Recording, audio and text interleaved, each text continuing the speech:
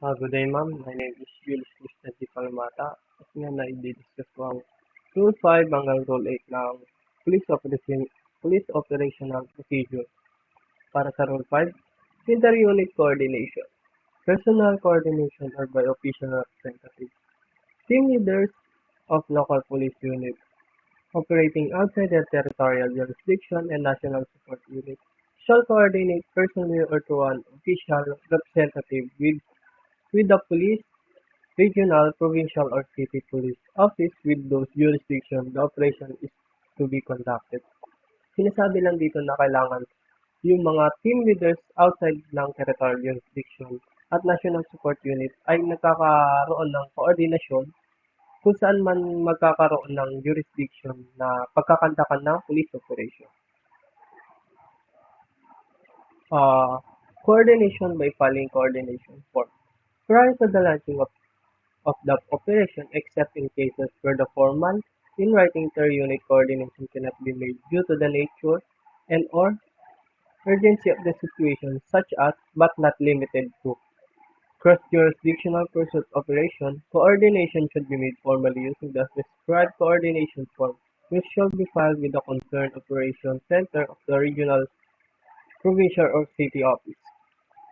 Kung hindi man magkaroon ng coordination ng ibang jurisdiction or mga team leaders, dito is pwede silang mag-file ng coordination form na nagsasad na kung ano yung mga rason na kung bakit hindi sila nakakapag-coordinate and kung makakapag-file na silang coordinate kung nasasabi dito na may nature or urgency ng sitwasyon kaya hindi sila makakapag-coordinate sa ibang jurisdiction na magkakandak ng police operation.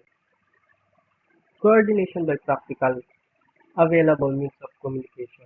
In cases where formal inter-unit coordination is not feasible, the police unit concerned shall endeavor to notify the territorial police office through any practical available means of communication at any time during the operation and, if not possible, shall accomplish and furnish the territorial police office a written incident report immediately after the termination of operation. Sinasabi lang dito na in case na coordination by practical available means of communication. In cases where the formal inter-unit coordination is not feasible, the police unit concerned shall endeavor to notify the territorial police office through any practical available means of communication at any time during the operation, and if not possible, shall accomplish and furnish the territorial police office a written incident report immediately after the termination of the operation. Sinasabi lang dito na in case lang na hindi magkaroon ng formal intermediate coordination, mas kailangan nilang i-notify yung mga territorial police office na kahit anong practical available means of communication. Kumbaga, kahit anong pwedeng gamitin na communication para masabi sa territorial police office na hindi magkakaroon ng formal inter-unit coordination. And after nun is kailangan nilang ma-accomplish and furnish the territorial police police office a written incident report bago matapos yung police operation. Rule 6. Requirements of police operation. Basic requirements. Police operation like arrest, search and seizure, checkpoint, roadblocks, demolition, and civil disturbances. Management shall be conducted as follows. A. With the marked police vehicle. Kapag magkakaroon naman ng police operation is, ito yung mga basic requirements na hinahanap or kailangan gawin ng mga police kung magkakaroon ng police operation like arrest, search and seizure, and checkpoint, roadblocks, demolition, and civil disturbances. Una is yung with marked police vehicle. Ito yung mga nakikita natin na compact na kung saan yung mga sasakyan nila is may nakalagay na o may nakalagay na police ganon sa mga sasakyan. And pangalawa is led by a police commission officer. Kung magkakaroon man ng police operation is ito ay pinapangunahan ng Commission Officer. And panghuli is C, with personnel in prescribed police uniform or attire. Nakikita naman natin kapag nagkakaroon ng police operation, makikita natin yung mga kapulisan na maayos yung pananamit nila, kumpleto at hindi sila yung mga pulis na nakasibilyan. Use of megaphones and similar instruments. During ng actual police intervention operation, the team leader shall use peaceful means including the use of megaphones or any similar instrument to warn or influence the offenders or suspect to stop or peacefully give up. Sinasabi lang dito na pag nagkakaroon ng police intervention operation, yung team leader is kailangan gumagamit siya ng megaphones or kung ano man yung pwedeng gamitin niya na para bigyan ng warning yung mga offender para mag-stop or sumuko sa kanila. Warning shots prohibited. The police shall not use warning shot during police intervention operation. Ito is sobrang hindi talaga kailangan or prohibited talaga ito sa police operation dahil ang sinasabi dito na hindi pwedeng magpaputok ng baril ng mga police officer pag nagkakaroon ng police operation. Rule 7, use of force during police operation. Use of excessive force prohibited. The excessive use of force during police operation is prohibited. However, in the lawful performance of duty, a police officer may use necessary force to accomplish his mandated task or enforcing the law and maintaining peace and order. Sinasabi dito sa Rule 7 na hindi yung paggamit ng excessive force para magpatupad ng batas is hindi po pwede or prohibited. Kumbaga ay pinagbabawal dahil kung ikaw ay nagbibigay ng police peace and order, hindi ka kailangan gumamit ng mga karahasan. And pwede ka lamang gumamit ng force kung kinakailangan or kung ito ay necessary. Issuance of verbal warning. The police officer must first issue a verbal warning before he could use force against an offender. As far as practicable, the verbal warning should be in dialect that is known to the offender or national language. Basically, the verbal warning shall consist of the following: the police officer identifying himself, his intention, and what he wants the offender to do. If the offender is a foreigner, the verbal warning should be done in English language, followed by the demonstrative act of police officer's intent. The verbal warning should be done in a loud, clear manner. Sa issuance of verbal warning, sinasabi lang dito na pag may nahuli tayo or may pina-stop tayong mga offender, kailangan is pagsasabi tayo ng kailangan niyang gawin, kung sino tayo, at kung ano yung ipapagawa mo sa kanila. At kung ang nahuli mong offender is may dialect na ibang dialect and pwede mo siyang gamitan ng dialect na English if kaya niyang umintindi ng English. And kailangan mong magbigay ng verbal warning ng malinaw at hindi gaanong kalakasan, hindi yung sisigawan mo siya ng harap-harapan. Non-issuance of verbal warning when excusable. The failure to issue a verbal warning is excusable in cases where threat to life or property is already imminent and there is no other option but use force to subdue the offender. Kung hindi naman sinasabi dito na kung hindi natin magawa yung verbal warning dahil sa nanganganib na yung buhay natin is dito na natin pwedeng gamitan ng kung wala naman na talagang other option na makapagbigay pa tayo ng verbal warning, dito na natin pwedeng gamitan ng force para lang mapasuko yung offender. Use of non-lethal weapon. When suspect is violent or threatening and that less physical measures have been tried and deemed inappropriate, a more extreme but non-deadly measure can be used such as baton, truncheon, pepper spray, stun gun, and other non-lethal weapons to bring the suspect under control or effect an arrest. Dito man is sinasabi na pwede tayong gumamit ng mga non-lethal weapons katulad ng baton, truncheon, pepper spray, stun gun, and non-lethal weapon. Kung yung offender is pumapalag, nagmamatigas, nag-i-insist na arestuhin, dun lang natin masasabi na pwede tayong gumamit ng non-lethal weapons para makontrol natin siya at magawa natin yung pag-aresto sa offender. Application of necessary and reasonable force.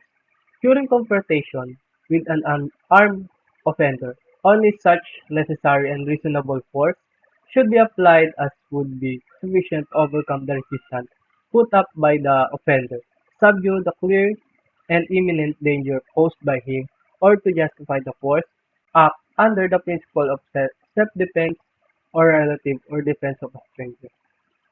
Dito na sinasabi yung kinakailangan at reasonable force na gagamitin natin kung nagkakaroon ng confrontation within the armed offender. Ito yung mga offender na merong hawak na barel, deadly weapons na pwedeng makakos na serious physical injury or death. At kung ito man is mas kailangan natin na pumapasok na dito yung principle ng self-defense, o defense of relative and defense of stranger, dito na natin pwedeng gamitin yung reasonable force or necessary force na kung kayang gamitan ng dahas para lamang makontrol or masagawa yung pag-aresto sa isang offender is pwede nang gawin. Factors to consider in reasonableness of force employed. A police officer, however, is not required to afford offenders attacking him the opportunity for a fair equal struggle. The reasonableness of the force employed will depend upon the number of aggressors, nature, and the characteristic of the weapon used, physical condition, size, and other circumstances to include the place and occasion of the assault. The police officer is given the sound discretion to consider this factor in employing reasonable force. Dito naman is, ang police officer naman is hindi naman talaga required na gumamit ng dahas. Pero masasabi natin na may mga reason talaga na may mga reason para gumamit na ng reasonable force ang isang police officer kung ang mga offender is armed or ito yung mga offenders na may madalang mga patayan. Pero sinasabi din ito na reasonableness of the force employed kung yung offender is dumidepende tayo dun sa kung ano yung dalang armas ng isang offender. And ito is yung number of aggressors or kung ilang dami yung ng offender and nature and characteristic of the weapon. Ito yung kung ito ba ay baril, deadly weapon katulad ng kutsilyo, itak, matulis, mahaba, matalim, ganun ang mga characteristics ng weapon or mga gamit ng offender. Physical condition kung malaki yung offender, maskulado, payat, mataba, size, and other circumstances to include the place occasion of the assault. Responsibility of the police officer in charge of the operation.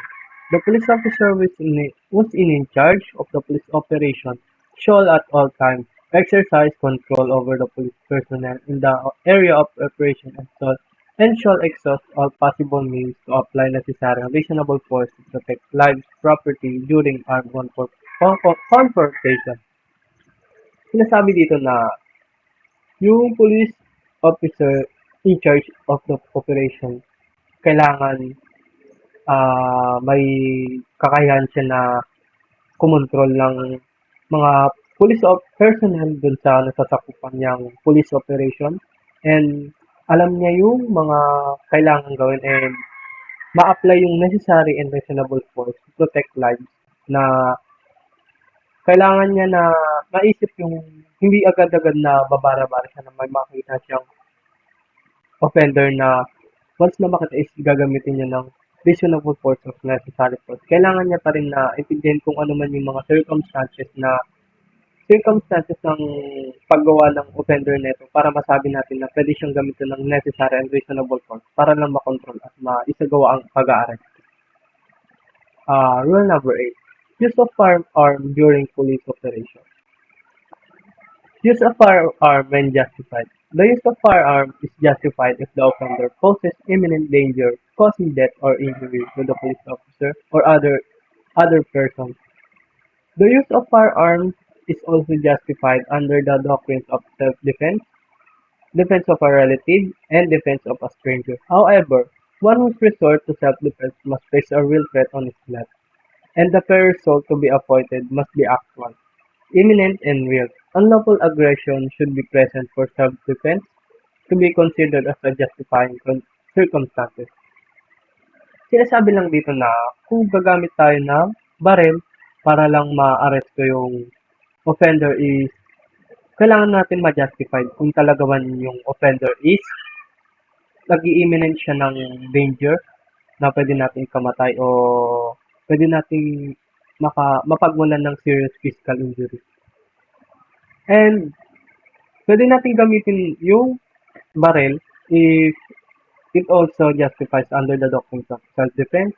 Ito yung pag-depensa mo sa sarili mo, defense of a relative, kung kailangan mo na depensahan yung mga relative mo katulad ng kapatid, kapamilya mo, at depensa sa mga stranger, parang maprotektahan yung ibang tao dahil nga sa taon to na may dala siyang baril, mga nakamamatay na kagamitan katulad ng baril, kutsilyo. And masasabi lang natin na self-defense kung talagang na-face natin yung real threat na talagang nandito na tayo sa kamatayan, na tinutukan tayo ng baril, binaril tayo, natamaan tayo ng bala ng baril na ginamit niya, doon na natin masasabi na justified na gamitan ng pwede na natin gamitan ng pagbaril o pagputok ng baril dun sa offender. And unlawful aggression should be present for self-defense. Kung yung offender is unlawful aggression na, parang wala na sa katwiran yung paggawa niya, hindi na makatarungan katulad ng pagsaksak, pagbaril, doon na natin pwedeng gamitan ng baril or kino-consider na to as justifying circumstances.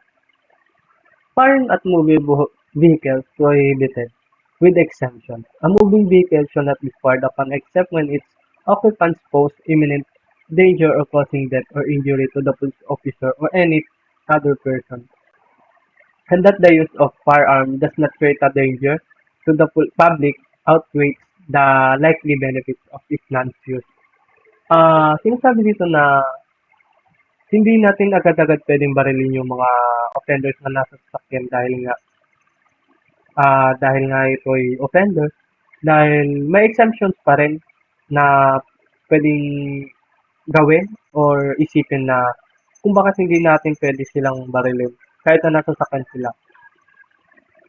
Kahit naman sabihin natin na nagpo-pose sila ng imminent danger or injury, hindi natin dahil kung hindi man ito ay hindi pa sila nakukumit or nakakapag-commit ng imminent or causing death or injury to the police officer or sa ibang tao is hindi natin sila pwedeng barilin.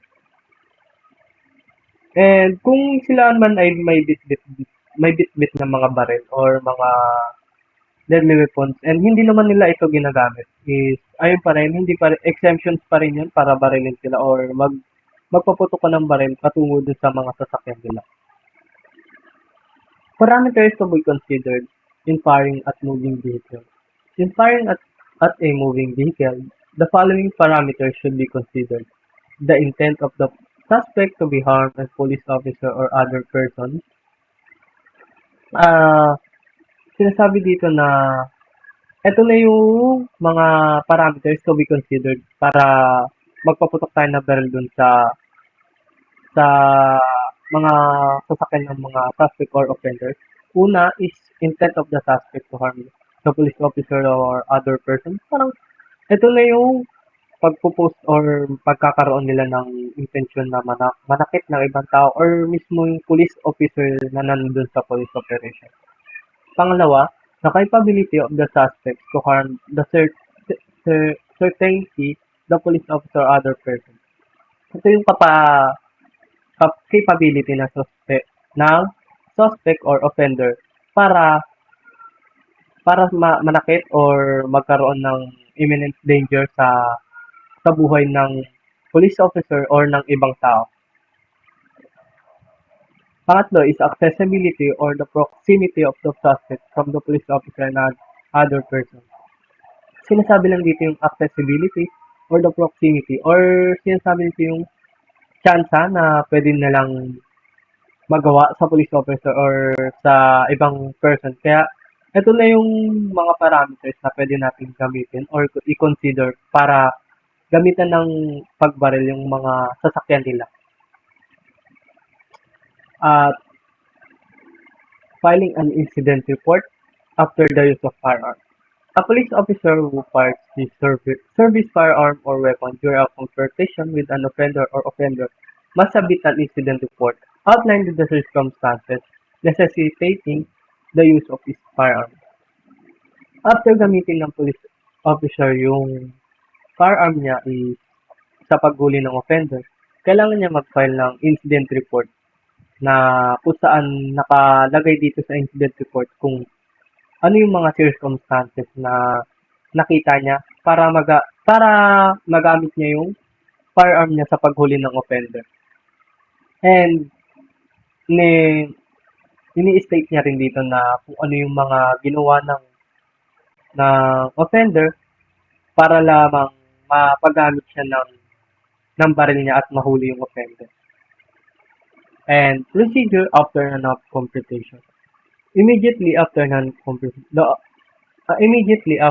armed confrontation, the officer who is in charge of the operation shall una, secure the site of confrontation. Siyempre, unang-una ang gagawin niya after niyang ma-confront or mahuli yung offender is kailangan niyang i-secure yung kapaligiran kasi baka may makita siya iba pang ebidensya na pwede niyang gamitin dun sa suspect. Pangalawa is take photograph. Kung available man, may available siyang camera na pwede niyang gamitin para kumuha ng litrato sa confrontation or sa place ng gaganapan ng paghuli niya. Dito naman is sa pangatlo na kung yung situation ba is still poses imminent danger, kung may mga kutsilyo ba sa kapaligiran na pwedeng gamitin ulit na ibang tao para makanakit ng tao, is pwede natin i-keep agad yun. And sa pang-apat is evacuate the wounded to the nearest hospital. Kung nagkaroon man ng palitan ng putok ng baril dun sa offender at sa police officer and nagkaroon ng wound or natamaan yung police yung offender is pwede nating ipunta yung offender sa pinakamalapit na hospital para magamot. Panglima, ensure that all persons who died in the spot are not moved from the original position. Napag-aralan na rin namin to na hindi dapat, once na nagkaroon ng dead body dun sa crime scene, is hindi natin pwedeng alisin or ilipat ng pwesto dahil hindi pa ito na-imbestigahan ng investigator. And sa pang-anim, arrested suspect should be kept in isolation. Dito na yung suspect or offender is kailangan na-isolate siya sa mga ibang tao dahil nga ganun nga ang nangyari dahil may criminal mind siya, pwede siyang makapanakit pa ng ibang tao if hindi natin i-isolate yung suspect or offender sa mga tao or sa police officer. Sunod, conduct debriefing on all involved PNP operatives.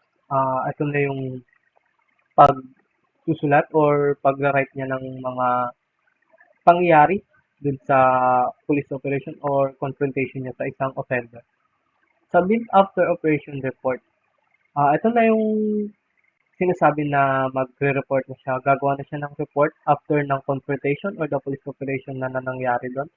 Na kung saan isasaad niya lahat ng nangyari simula ng pauna kung anong kung anong nangyari sa una hanggang sa nagkaroon ng enkwentro between dun sa police operation, sa offender or hanggang sa at sa police officer. Ensure the psychological stress counseling for all involved PNP officers. Siyempre, after pa rin nung enkwentro na nangyari sa mga police officer if ever man nagkaroon ng barilan is may mga stress pa rin na nangyari sa kanila dahil nga hindi biro ang matamaan ng bala ng baril sa katawan dahil ito ay pwedeng mag-cause ng death ng isang police officer. Kaya mas sinasabi dito na after mangyari ng mga ganong kaganapan is pwede pa rin tayo makapag-consult sa psychology o yun, psychologist na kung ano man meron nangyari dahil nagkaroon tayo ng stress or pangabasa sa ating sarili. At ayun lamang po ang aking diniscuss about sa rule number 5 hanggang rule number 8 ng Police Operational Procedure. Thank you.